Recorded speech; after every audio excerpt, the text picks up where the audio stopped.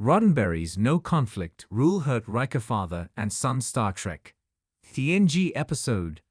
Commander William Riker, Jonathan Frakes, reunites with his father, Kyle Riker, Mitchell Ryan, in Star Trek The Next Generation. But Gene Roddenberry's insistence on avoiding conflict made the episode fall flat. When creating TNG, Roddenberry implemented a rule that there would be no conflict among the show's main characters, implying that they would have moved past that by the 24th century. Many of TNG's writers struggled to adapt to this rule, as it made crafting dramatic and interesting stories more difficult.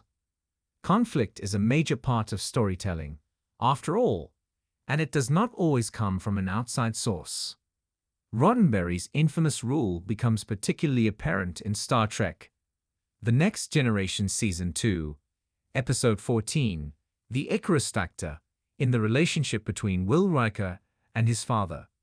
When Commander Riker gets offered his own command of the USS Ares, his father, Kyle, shows up to brief him on his new and potentially dangerous mission.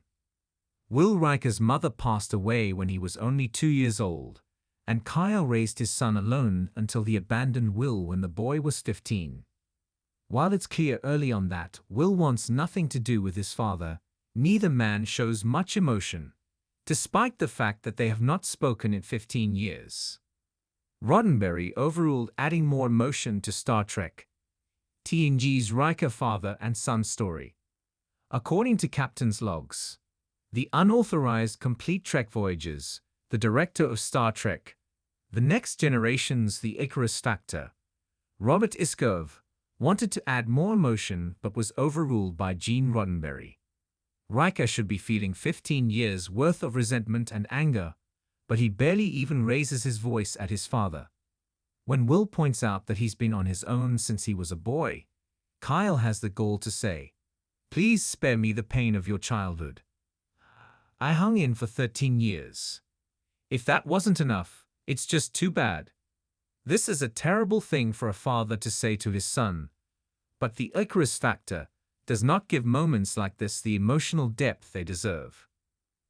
Kyle Riker is, to put it simply, a jerk with no consideration for his son's feelings. He is condescending and self-centered, making excuses for himself even in the big confrontation scene, which again lacks any real emotional depth. Will and Kyle finally have a real conversion during an Anbo Jutsu match, which is supposed to be the ultimate evolution of the martial arts, but really just looks ridiculous.